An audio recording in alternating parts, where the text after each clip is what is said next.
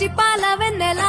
నేలన పారబోసినట్టు పూసెనే గునుగు పూల తోటలు పచ్చి పసుపు గొమ్ములో పసుపు తీసి రాసినట్టుగా పూచె తంగెడు కొమ్మలు వేల రంగుల పువ్వులో